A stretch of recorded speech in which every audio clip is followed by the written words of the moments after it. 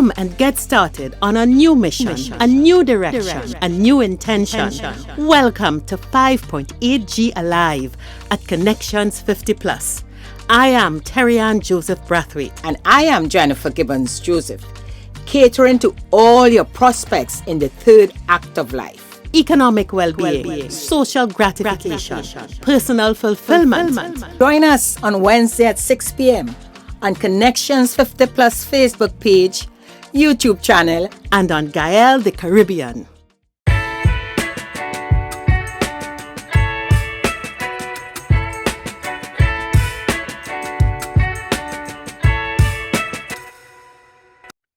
Good evening and welcome to 5.8G Alive, brought to you by Connections 50 Plus. I am Terry-Ann Joseph Brathwaite, one of the co-creators of Connections 50 Plus. And with me, as usual, my friend. Hi, everyone. Good evening and welcome to this evening's show. I am Jennifer Gibbons Joseph. They are the co-creator of Connections 50 Plus. Well, Jennifer, we are into September. So we've finished celebrating independence. We had soiree. You're looking at the pictures on Facebook and everybody had a good time, and we on our way to Republic holiday. So the flag stays up, our colors stay in trend. And we hope you all enjoyed our repeat show where we included some of the footage from our soiree. Huh? So how has it been, Jennifer? Well, we celebrated also on Sunday. It was lovely, Terry-Ann. We went to Tortuga. That for me was a great, great, great experience. And of course, coming back, we did some plant shopping. So I'm happy. That kept me happy, so yeah. Definitely. So people, we are in September, and I made the point that this is like New Year's for me. This is the first of the year because we're going into Christmas, then we're going into Carnival, and nothing can go wrong. But Jennifer, we've been talking about a serious topic, and just like I get excited preparing for Christmas and getting ready for Carnival, and the reason that I get so excited and I put a lot into preparation is that I don't want anything to really limit my fun or to cause Christmas to not be as good as it could be and should be. And same with Carnival. And we sit down and we make our checklists and stuff like that. And Jen, we've been talking about us at this stage. You're in your 70s, I'm in my 60s. And while 5.8G looks at people from 50 to 80, we know that next stage, that fourth act, it's a completely different thing. And we have to, while we're having fun on this stage when we are free from encumbrances and we could do what we want, we have to pay close attention to that next stage. So we have been talking about that, Jennifer. In a nutshell, what are your views before we get into In Tune? I'm closer to 80 than you are. So it is really a reality check for me. I do plan, normally I would say I plan in 10 years, I normally plan for 10 years. Then when I reach 70, I say, no, I have to bring it down to 5 because things has been happening so much in my life. So at this stage, which is 73, I tell you, so I said, okay, just now is 75. So I have to look forward now, what happening after, especially after age 80. And I've seen, persons I know well, friends and family members who, when they cross 80, Terry-Ann, is a big difference to me. And then I look, it's similarly to I see when I am at 60, between 60 to 70, I feel a certain way. I have more energy. I can do so much. And then 70, and I'm saying, what's happening here? I find it slowing down, you know? And so I'm very, very concerned about preparing for my 80s, Yeah. and preparation shouldn't, you can't wait until then. You should try and make sure you prepare for the least 5 years prior. I'll say much more, but I'm just saying at least, five. But I will say 10 years prior, you should start preparing. And for those who haven't thought about it, that now is the time to look to decide what am I looking at? What type I want to have in my 80s plus. Yeah. So we are having a conversation today, and we hope you will listen to us, reflect on our views, because you're going to be hearing a 64-year-old thinking about how do I look and what are the concerns I have for myself 15 years down the road. And for Jennifer, you're looking at a 5 to 8 year period.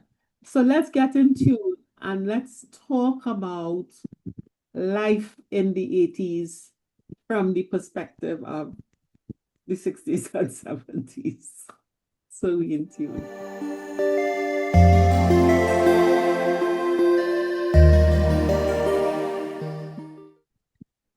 Yes, Jennifer, when if I could start, when I think about 80, if I have it in the context of taking care of my mom, and I didn't have direct physical care of her. I had to supervise her care. And I saw how much her life changed from the 70s into the 80s. She died at 88, 87, 88. And I am looking at my dad, who has always been vibrant and young, and he's now 92. And I'm starting to see an acceleration of change. I have their genes and I have their DNA. So when I do a kind of smosh of both of them, I sit and I say, okay, Tarian, you've been managing, and because all of my siblings are abroad, there's no one here but me. My brother has passed and my other two sisters are abroad. So they both expressed very, very deep contentment and happiness with their lives throughout. And they would say a big part of that is because, Tarian, you were in charge of things and making sure things ran smoothly and stuff like that. And Jennifer, when I think of my life in the 80s, my major concern, my number one concern, we've identified four, okay? But my number one is, where is the Tarian for my life? I don't see a Tarian on the horizon. And I'm not saying that I have two sons, and the way things going in 15 years, they will be in the throes of trying to keep alive. They will not abandon me. They will want, but they will not be in the position that I was in to do for my parents what I did for them. So my biggest boogeyman is, where's the Tarian to help organize or to organize my life when this Tarian has reduced capacity to do that? Is that something that concerns you? My concern, I start with And I'm actually, as I said, I'm actually doing it right now. I actually looking at what would happen to me in my 80s. So, and this is just now, 7 years, I'm gonna be 80. But I start, Tarian, I start with me. What would I want? Really, what kind of life I want to live, how I see myself. I'm not looking at barring illness, all that. I'm looking at I look at the ideal first, ideal for me. And that ideal obviously is being, I am ruling out, I pray about it, ruling out things as Alzheimer's, etc., etc. But when I say rule out, I like to focus first on what the good part of it, the nice life, right? And that for me would be, I would like to be comfortable in a space that I enjoy. I would really like the support and the type of support that will help me do the things I enjoy. Um, I look at still hopefully being very active, going out. And I say that because, as you all know, my mom died when she was, what, 102, going on to 103. And up to her, in her 90s, I will always, that was my contribution to her. And I say contribution because she loved going to the Christmas shows, either the Lydians or the other one, at Queen's Hall, and I would buy tickets Marionette. and marionettes. She goes to the shows, and up to that time, because they have facilities there, Queen's Hall, you book before, and you could wheel them to the front, you know. And she was able to enjoy a lot of the shows that she liked, the certain things at church, continue to enjoy that life. And of course, that made her happy. So I see that I saw my mom really enjoy life the way she always does. Of course, not to the full extent, but enough to give her that joy up to her, I would say, up to her 100. Because when she couldn't do things at home, she loved to have the hairdresser come home to do the hair, the manicure, pedicure.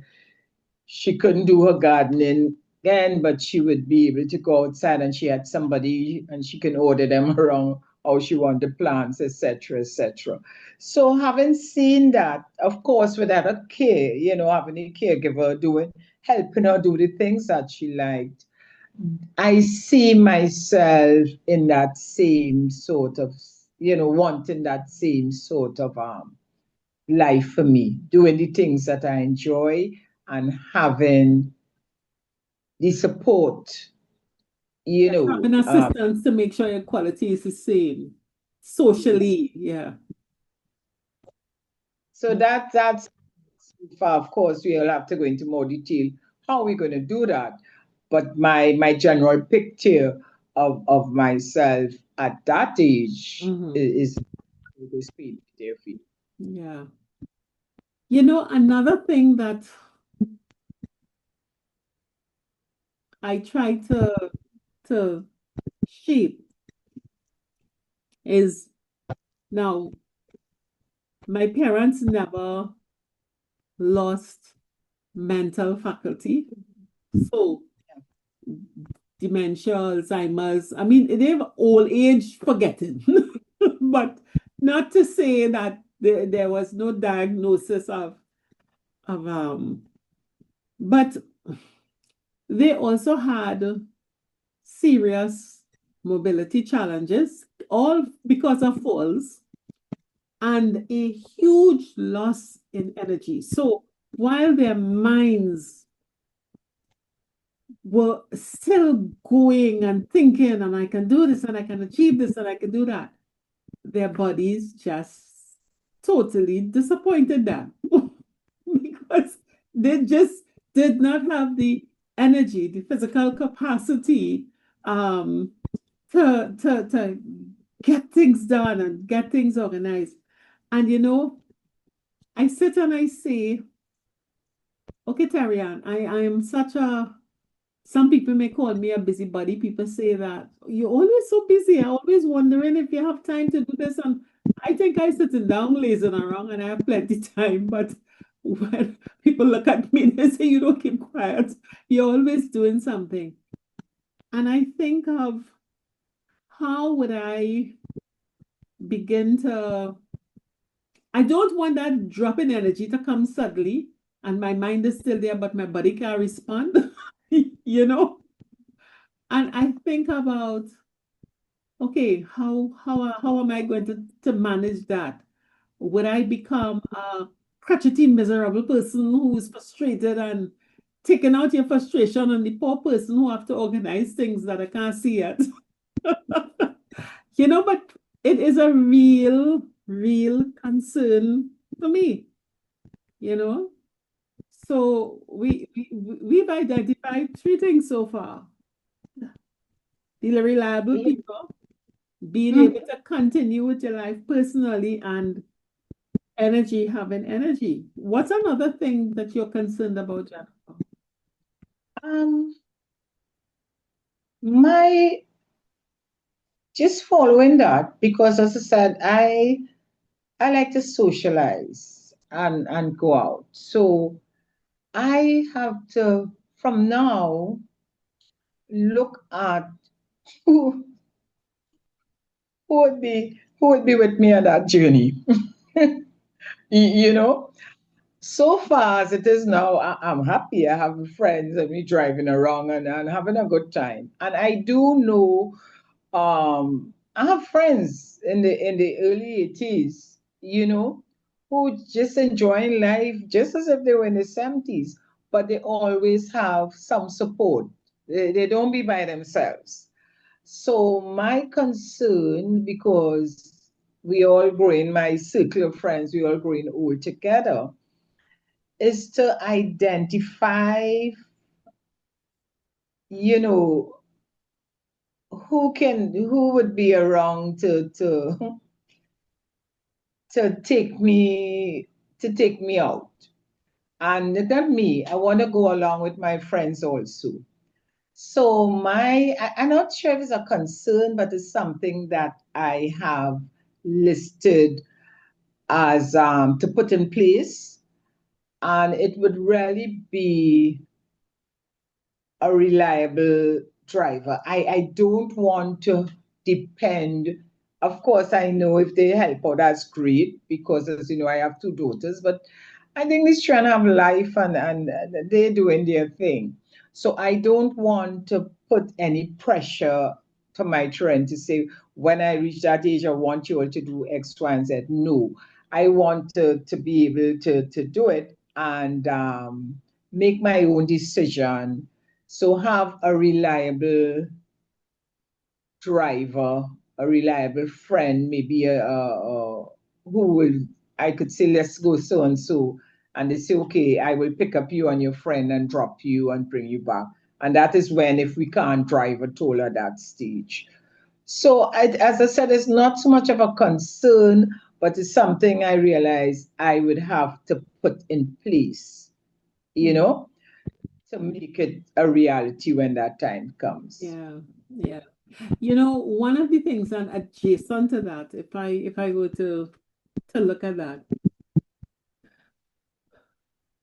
the shrinking circle, the Oh, yes. shrinking circle.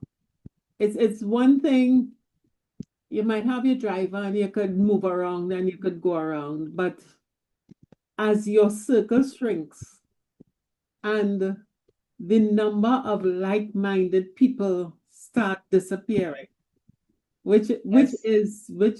if you have and you have a long life in your genes, you know I have relatively long life in my DNA.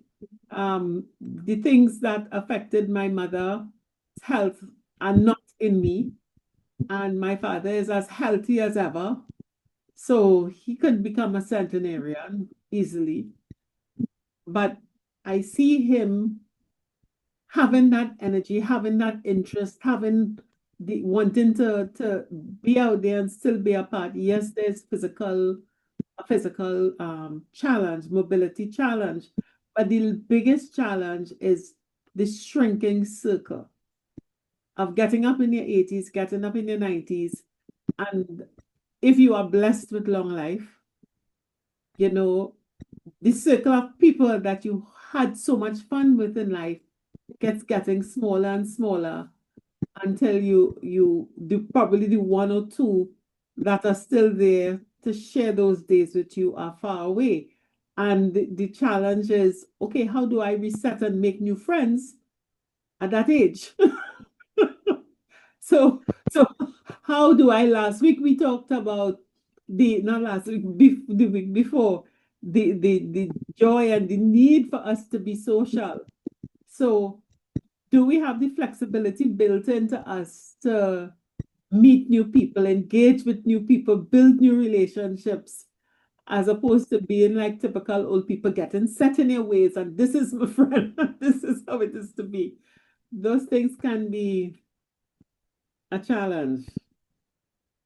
I am hoping that I still have two or three friends who could we can hang together and God willing. yes, it's a reality that your circle will shrink. Eh? I mean, for all different reasons. Um, but my thing is, at least that is in place. I looking forward to still doing things, as I said before. But one other aspect, not one, but other concern, and it's real concern for now, and it would be even um, more challenging, I should say, later on, is your income, your finances, your financial situation. Because Terian, even now, as you go, you using up you may have had assets that you thought you allocated for your old age, and this is the stage you are at, and a lot of things, and I use in terms, I thought I had things planned properly, and then with illness, it just depletes a lot of your savings, and you have to relook and say, okay, if this is what you want to do, or this is the quality life you want to live at age 80 plus, then I just spoke about, would love to have a driver driving me around, or driving and my friends, driving us, to places, is a cost. A lot of things that right now it's affordable and you can do it with ease, you may require to put out a little more later on. And this is where, for me, I am thinking I also have to see how I could maybe reallocate the little resources that remain, or know what money, come in. Let me share this other aspect, which is maybe going off a little bit. In looking at my situation and financial situation, I looked at a policy I had, insurance policy, which I took to age 80. And I recall at the time I did that, and I'm saying, 80, boy, God, when am I reaching there? And in reviewing my financial situation now to see where this money coming from, I realized that, hey, Jennifer, just now that policy will expire, you know? So this changes the whole, plan. So I have to now look at things differently. So so income, it is important for us at this stage to look at the financial situation and understand the older we get, the chances of you need more funds towards you to make sure you remain healthy, your regular doctor visits, you eat differently. And in eating differently, it doesn't mean you eat less, but you may have to look at, when you say eat healthy, your groceries, it could cost even more to get less. So these are things we have to consider. Where we at now, what could happen in terms of not health and other issues that could occur, and identify where the money coming from at this stage, whether there are assets we may have to liquidate, because the time is right now, and if you hold on to it, it may just be leave it in your will for somebody. So that's important, and how we are, decisions that we make in the financial decisions we're making now, we tend to um, help a lot. We feel that we have our family members turning to us for help because they feel you have less to spend money on, and you may be able to help them financially. And we may have to look at, and I'm saying we because I'm actually looking at these situations, the money that we spend to help family members and to bail them out of debt, etc., that we have to say, can we continue doing that? We may need some of these resources. We may have to change the way that we do things because we need that cash, or really for down the road at 80. It may be difficult for us to liquidate certain assets, and now may be the time to do it and put things in place to see us living that quality life 80 and beyond. Yeah. And I'm going to jump over 80 and do the reality of 90. And I'm going to extend a future concern, and this is a touchy one, and it is something that I've dealt with. Yeah. Not only income, but your absolute, because you're not going to have income. You probably have pension, and depending on the kind of investments you have, you might have some money coming in as dividends, but you're going to have pension. And not many of us have been able to have multiple real assets, whether it is houses renting and stuff like that, that we don't have a lot of passive income built in. A lot of our investments now, even if you have 2 or 3 homes, or you have a house and an apartment somewhere, most people that are our age is a son or a nephew or a daughter or a niece or some family in need living in the place. So it is, and the issue of evicting family to generate income for you is not on the table. So don't raise it, because we cannot put it in ourselves that assets, cash was converted to a real asset with the hope of generating passive incomes, because about 20, 30 years ago, that was the financial advice that was given. And when we were in our heydays, we invested in these things. But then all kinds of crashes came, and our children, our nieces, nephews, they didn't have nowhere to go, nowhere to stay. They started families, and well, they have to go in the place.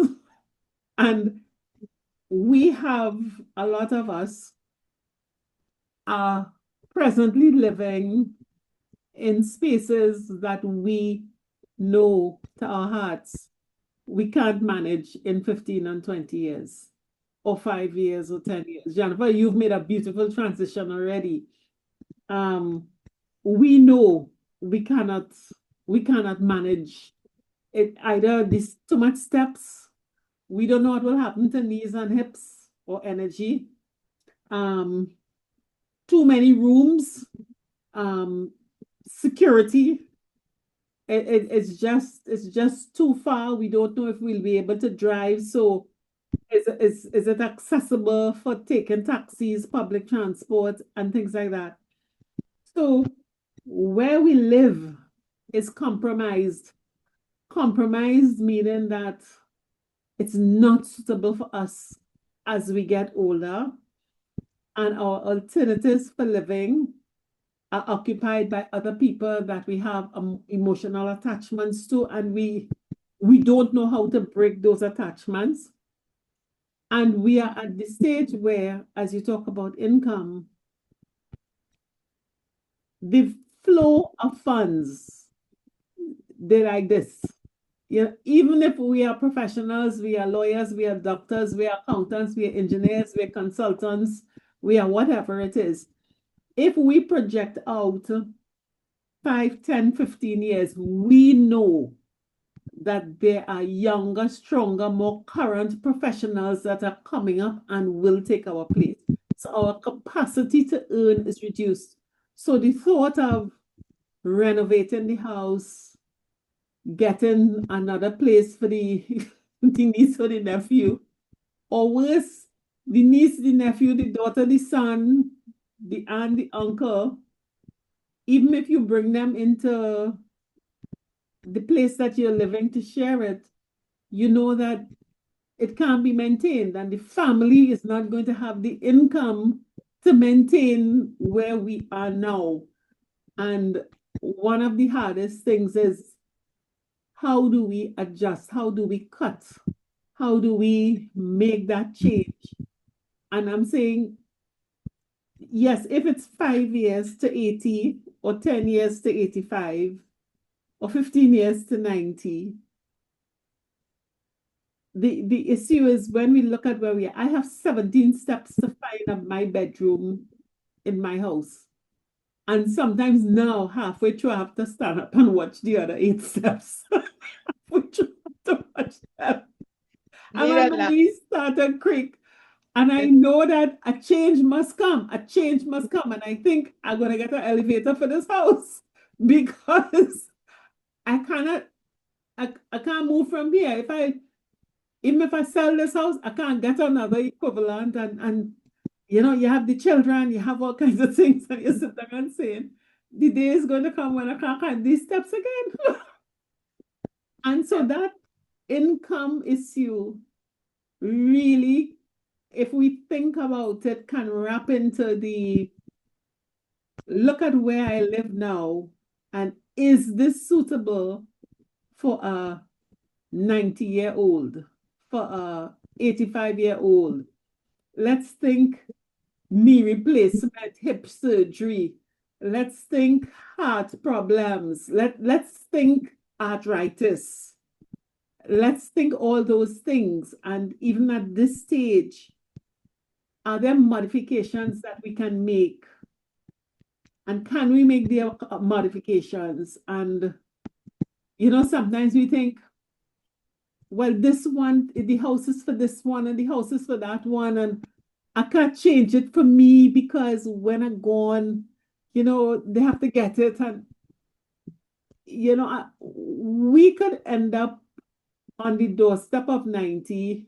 And if you're homeless, you can find a little, the porch or somewhere, the dining room or the living room downstairs because you can't get yourself upstairs. You know?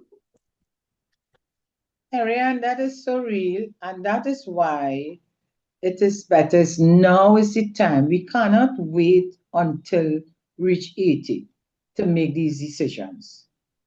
These decisions has to be made now. And I say now, whether you're at your stage in your early 60s, whether in my stage, your early 70s, I can't wait. I need to look. That's why I've started to look at the situation now. Because when you start thinking like that and thinking down the road, your decision making is different. You know, And I'll use this because I started thinking, especially in more recent time, as I go to my clinic to get my, my checkups, and I still, as you all know, on the cancer treatment journey. It is a reality check. Hey, anything, just as how, I swear I was in good health and doing all the things I had to do.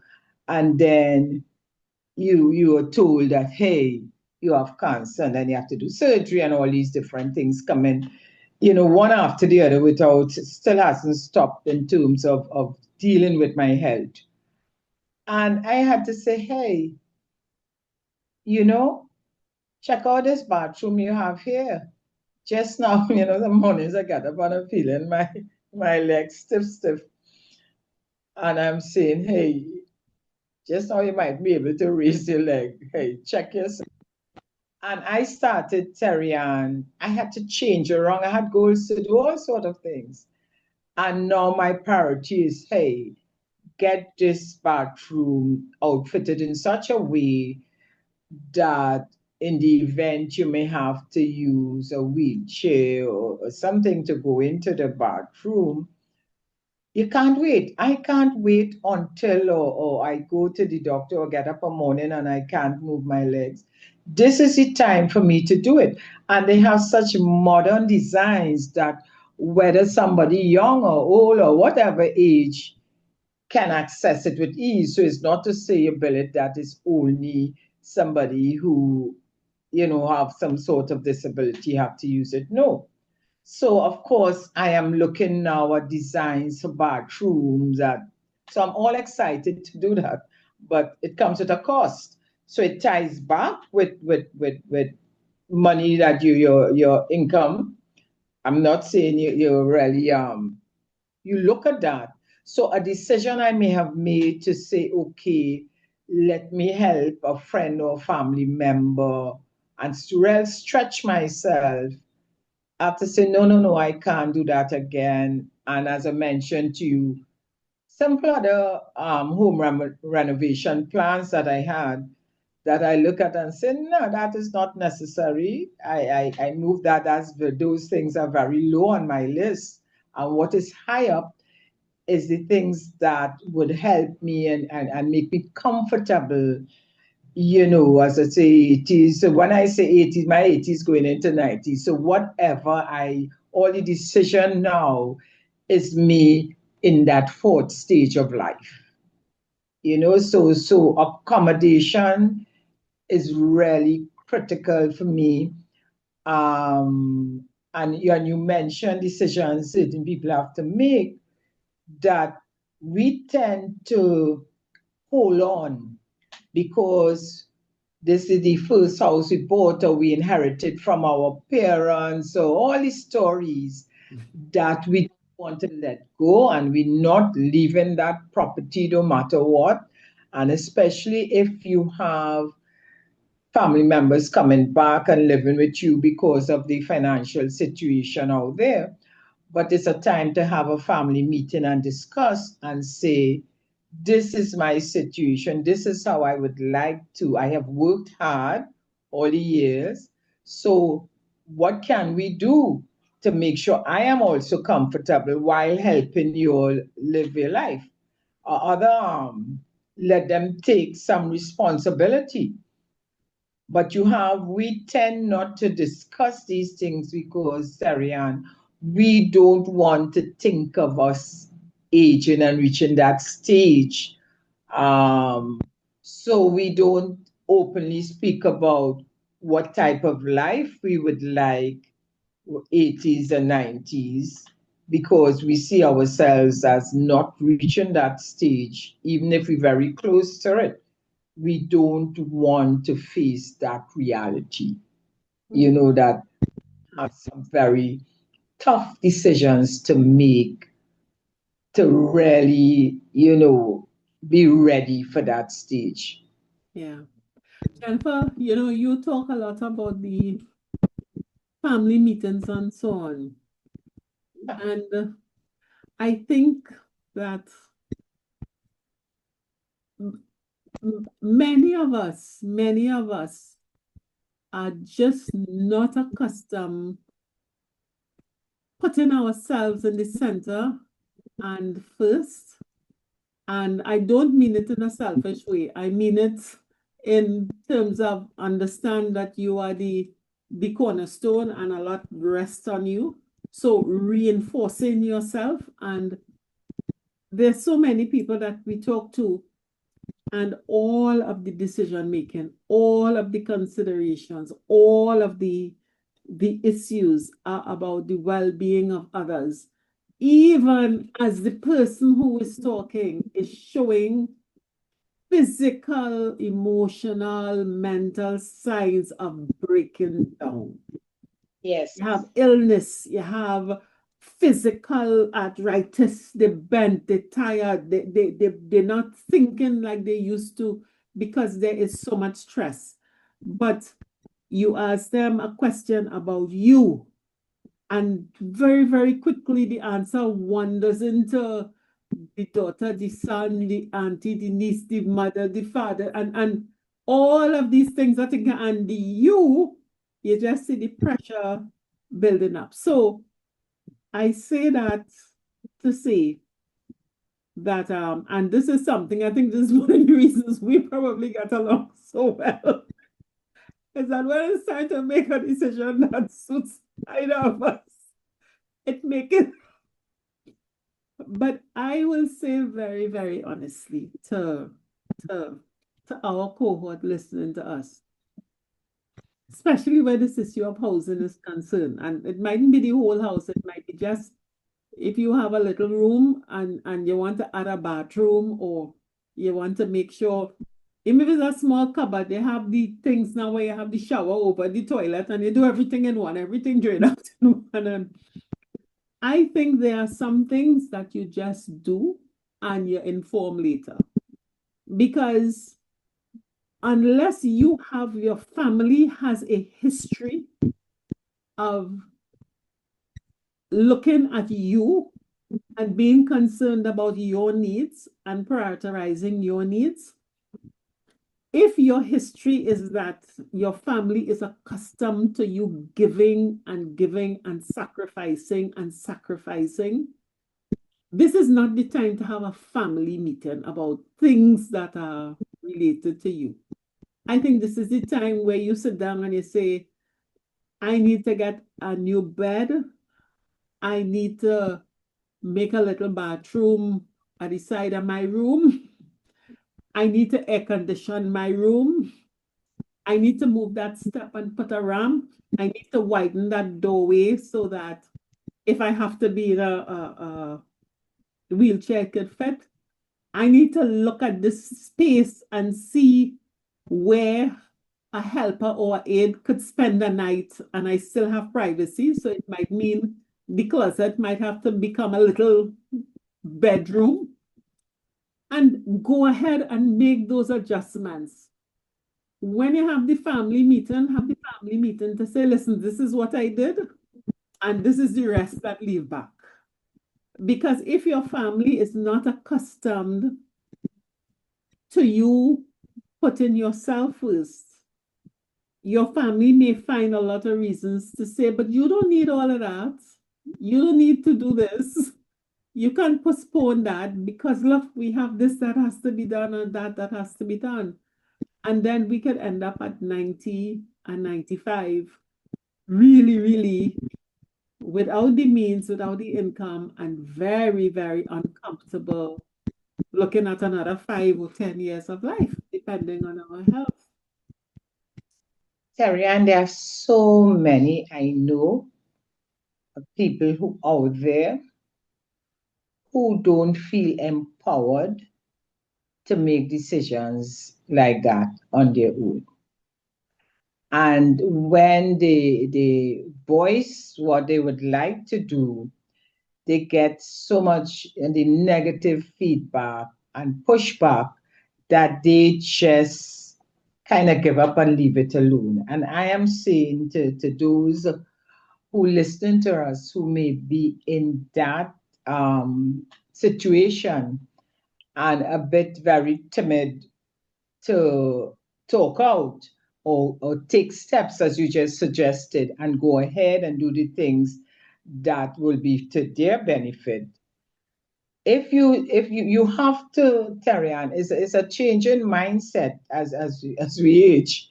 You have to get tough. And to do that, you have to put yourself first, Terrian. Who else? Who putting you first? You have to put yourself first. If you don't do that at this stage, then as you said, you're gonna be just pushed aside in your old age, and then you sit down in a corner and you're wondering what you did so much. I did so much for the family. I gave so much of myself, and you get miserable. And then, of course, they find you just a miserable old man or old woman in the corner there, and you start to get fearful, about your life and be miserable. So, my suggestion, yes, if you're empowered enough, go right ahead.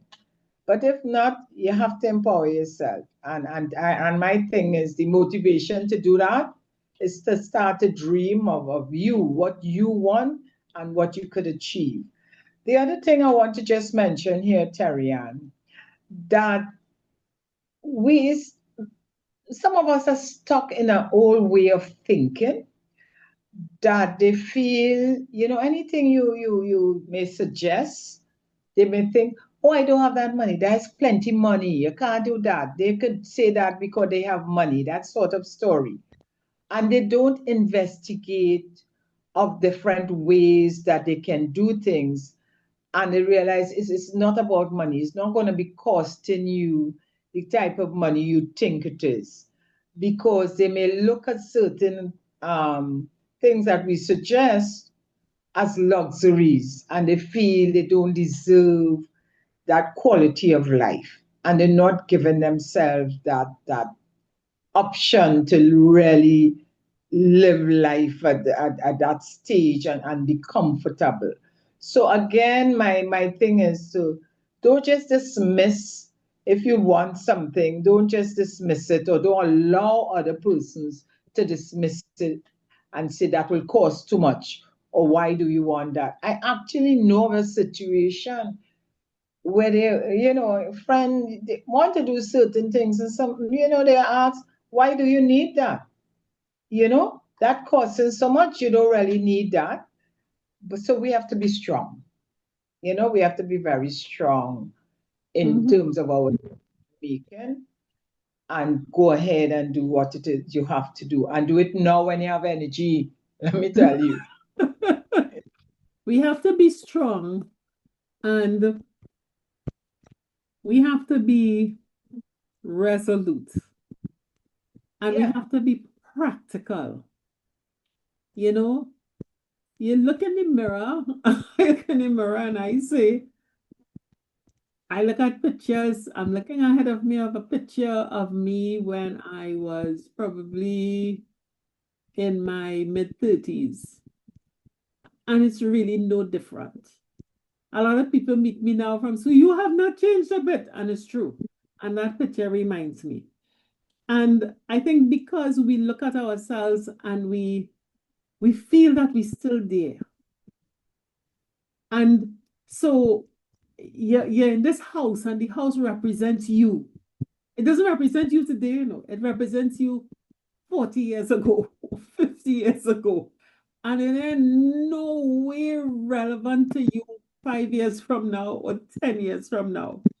But you refuse to change because of pride, and because of ego, and because the thought of you stepping away from this life, this status, and going to old people thing is horrifying. It is horrifying. And we are not seeing that just as the house and the 40 stairs to go upstairs, and the set of landings all over the place. You don't have everywhere. You have this sunken living room and the raised dining room, and it on a hill. And You're not going to have a car and all those things. You don't realize that just as 40, 50 years ago, those things gave you status. It brought you acclaim. It created all of your ego and everything. It's going to become a prison. It's going to become a prison, and you will have no visitors in that prison. And we have to be very, very careful when we are looking forward as to what our life is going to be. If those little voices come into our heads that are related to a past life and not looking straight at what is ahead, and Jennifer, we talked about something earlier. People usually look at you, they look at me, and they say, you well strong, or you brave, you rich, or something that is the fact that we do this, is you're brave. But we always say this wouldn't happen if we weren't doing it together. And what we both know is throughout our lives, we've been blessed to have people around us who probably were professional, who are professionals, who are experienced, who know, who could advise us and guide us on the way and say, and help us to think through things radically. And that is why definitely we are where we are now, where we can look at a situation, see this is no longer serving its purpose, and make a change, no matter how much we loved it before. And I know that not everyone may have had that opportunity. So making a decision is hard. It is frightening. It is fear. It's making a change. How do I stop being what I'm comfortable with and happy with and go and change? So we know that. So I think one of the most important things that we can do to help us think through what is necessary or what we might face as we go forward and hit the 80s and the 85s and the 90s and the 95s, is to talk. Find people and talk. And if you don't want to talk to somebody who knows you because you already built up your whole image and you don't want to go and crash the image and let them see really what the basket case that is behind the facade,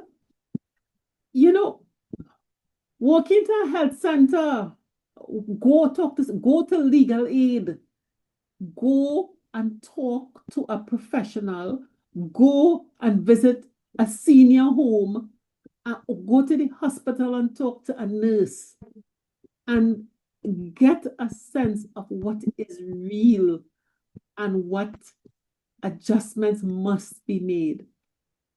Don't make decisions today planning for your life tomorrow based on what you used to have going on with you 20, 30, 40, 50, 60 years ago.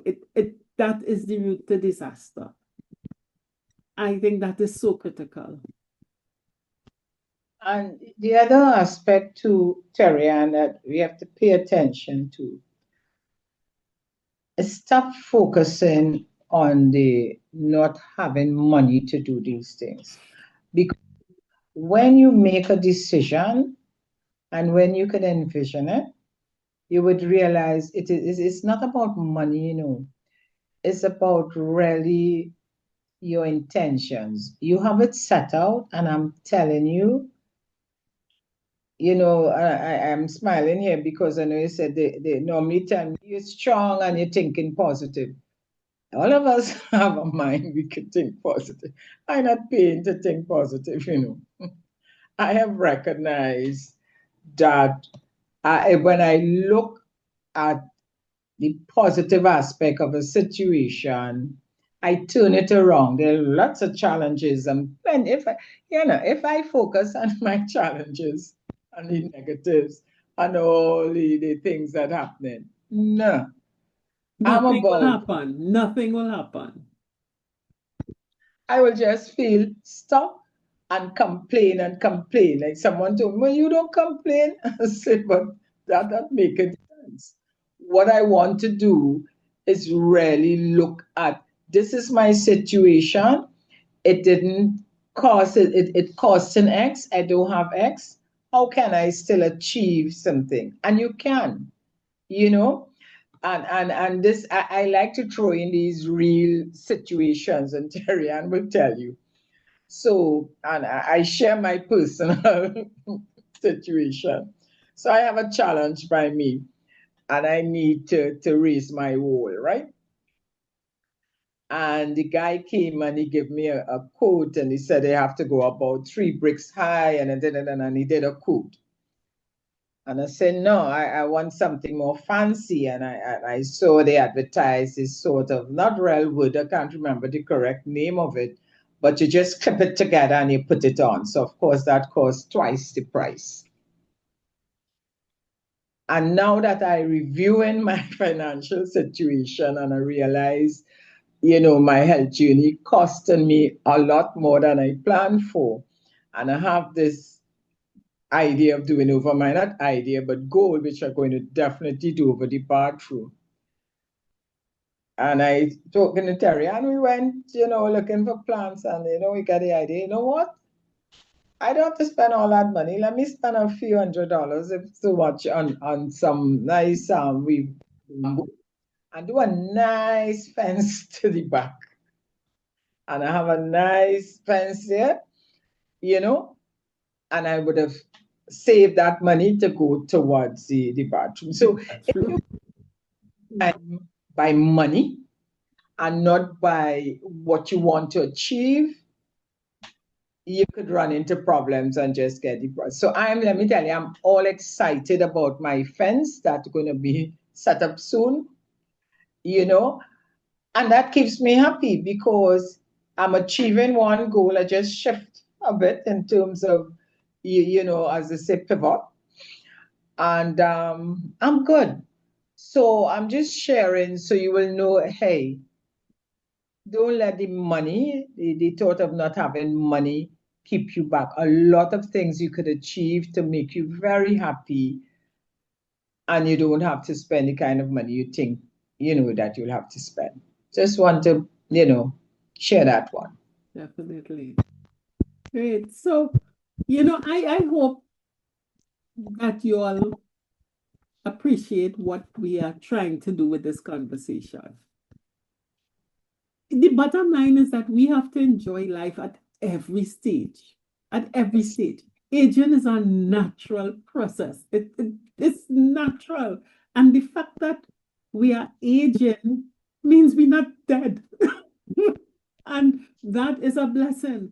And if I am given 95 years, 98 years, 99 years, if like Jennifer's mom, Jennifer gets 102 years, if you know the possibility is that you could last that long, and you look at your life and you know that, yes, resources are going down and your physical capacity is less, then while you have the capacity, it makes sense to think about what needs to be adjusted so that you continue to enjoy this gift of life in comfort.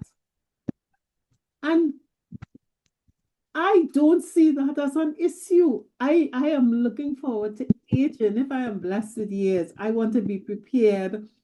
And I want to be, whether I have my little old stick and a bed and whether I get big or I get shrink up, whatever it is, I have to be comfortable, I won't have the energy, I wouldn't have the income, but I'm going to find a reliable person to make sure my business organized.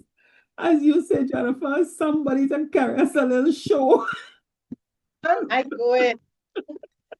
And when I go out, somebody to watch the outfit and say, okay, Terry, that I really match it.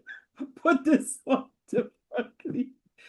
Those are important things to think about. I think they are very, very important things to think about. It makes me excited, it makes me energized to think that I can have a wonderful aging journey. And we have to be real, and my aging journey has to have me at the center.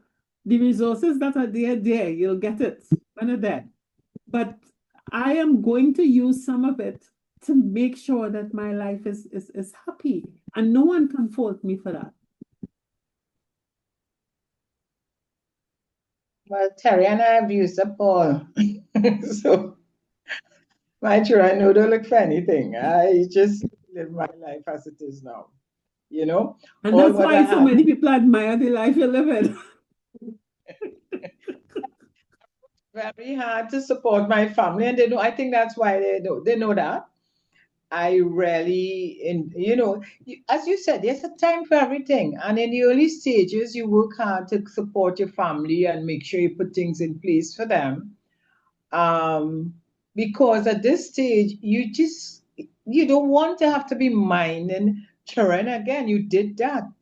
You exhaust all your You don't energy have and to be. everything, so this time you and everybody enjoy life, you know? So we want to end by just this in tune session by just as Jennifer said, she named this sharing your light. And we hope that we have spread light across some dark and murky corners based on this conversation. And as usual, we look forward to your feedback.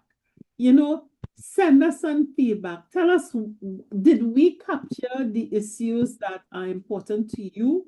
That energy, your income, are there reliable people around you? Where are you going to live? You know, what kind of personal social life will you have? What about the people around you to talk and your friends? And how can you expand your circle to new friends when the old ones, you survived the old ones? So we look forward to getting your feedback. And And what I have to say, Terry Ann, the saying, your mindset is your superpower. I have been using that to keep me going, because to keep me very positive and to give me hope all the time. So, there was a time, Terry, and I will always talk about money, not money again. Yes. As I reach this stage now, it's really keeping my mind very okay, positive. great. And that's what I suggest. You have to shift in terms of your thinking and look forward for that fourth stage of life. So until next week, when we take this different level, have a great week. Take care. Bye bye.